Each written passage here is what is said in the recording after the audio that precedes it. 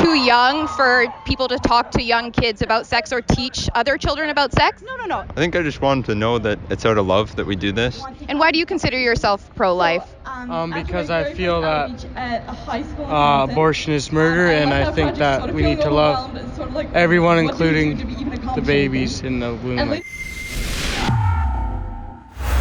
Kat Krozonouski here, and I'm joined with Nat Biase. I'm here at the Queen's Park Legislative Assembly.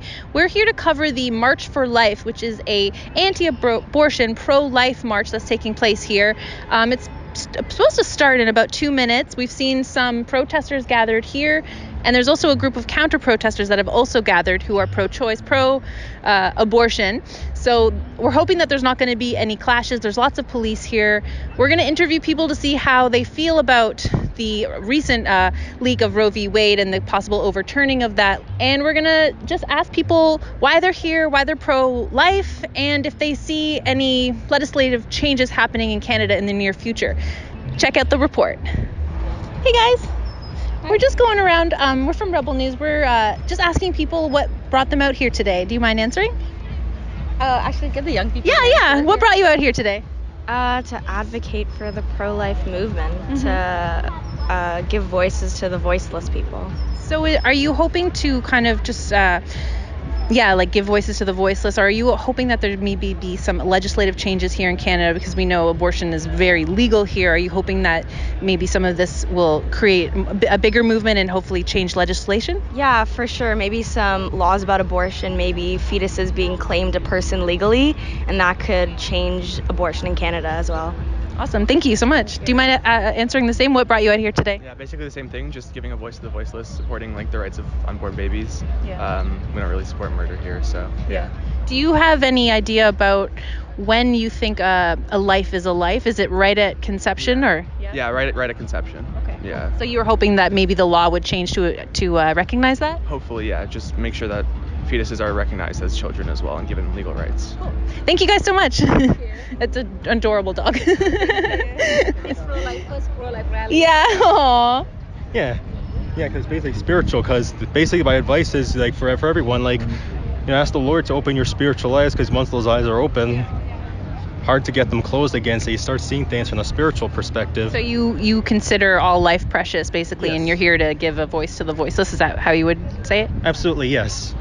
And do you see any legislative changes happening here in Canada? Is that what you're hoping for? Or is it more just like a cultural shift? Well, you see, in Canada, I could be wrong, but I just don't see us winning in the legislature in abortion. But where the good news is, where we could win, is in the more grassroots movements, in the more, on the ground, people to people, not so much in the legislature. I don't know, just out here to protest against the fact that, Canada has no abortion laws, and we just see that as severe human rights violations. We believe that human rights begin in the womb, and that there aren't enough things that separate a fetus from a born infant to justify murdering it for the sake of convenience. So. And are you hoping to have legislative change in support of pro-life, or are you here to just support and bring awareness to the issue? I'd say both, because I think the fact that there are no laws against abortion in Canada is a really big deal.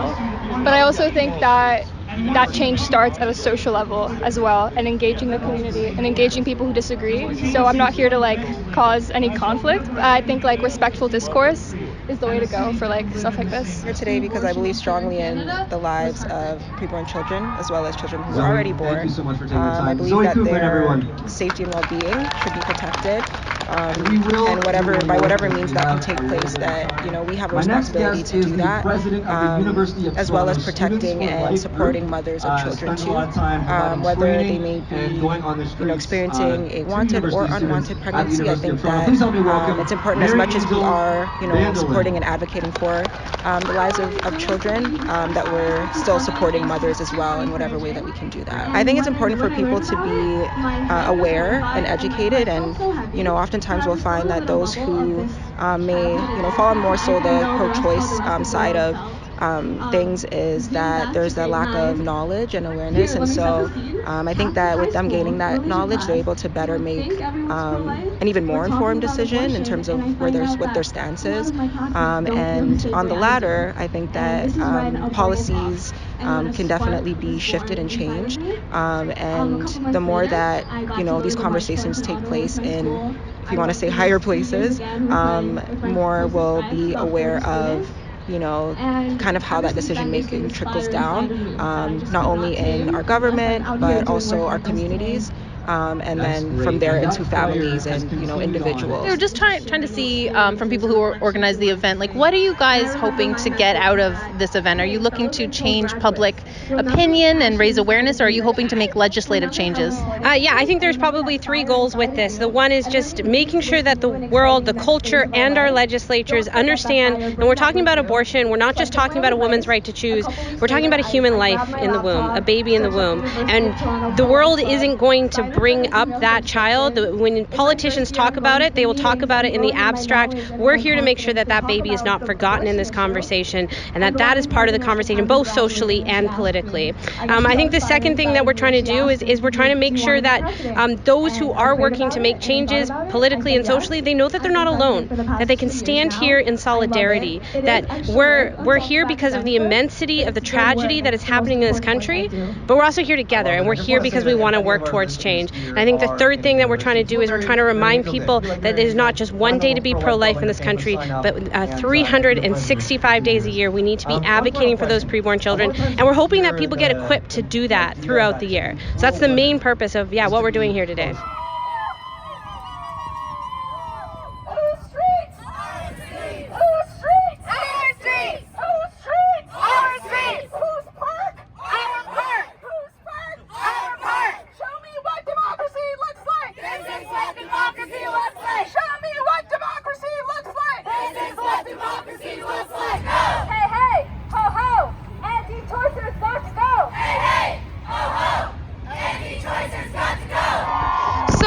What brings you out here today?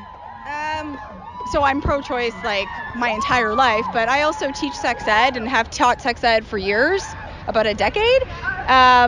Pro-choice, sex positivity, this has been close to my heart for so long. Treating us like uteruses is just not something I've ever heard come from children. They don't talk that way. They're very curious about sex. Do you think that there's an age that is too young for people to talk to young kids about sex or teach other children about sex? No. I think what people are confusing is that sex education, they're thinking it's like sexualized education. That's not what it is. It's just talking to people about their bodies, about their minds, about how they express themselves. I don't think people understand that sex is one thing, reproduction is one thing, but sexuality is another, and that's how you display it and talk about it and show it. So talking to kids about that is completely harmless. Do you mind answering a few questions? I'm with Rebel News. Rebel News? Yeah. Okay, sure. That's not Rebel News, the right wing. No, that one? Not right wing. We just tell the other side of the story. Oh, I think I'll pass. Okay. Have a great day. We're here to stand up for the voices of the unborn children who are killed every day in Canada, and they don't have a voice, so we're here to stand up for them. And if you had an opportunity to talk to maybe a counter-protester who is on the pro-abortion side, what would you say to them? I think I just wanted to know that it's out of love that we do this, so just understanding that it is a human, and all humans have value. And are you here for the pro-life cause? Are you pro-life? Yes. And why do you consider yourself pro-life? Because I feel that abortion is murder, and I think that we need to love everyone, including the babies in the womb, I guess. I would let them know that the baby inside the womb is still a person, and it's a human life, and they have no right to take that away. Bring them the Bible also. As you can see, the crowd is thickening here at Queen's Park. Today, Kat and I asked people on the pro-life side and people on the pro-choice side their views on Roe v. Wade and the events at hand. At Rebel News, we feel like it's very important to show you the other side of the story, and that's why we are here keeping that promise. For Rebel News, I'm Nat Biase, and on the other side of the camera there is Krozonouski. Love our shirts? Well, you can have one too. Just go to misunderstoodmerch.com. And if you want 10% off, use code misunderstood10 at checkout.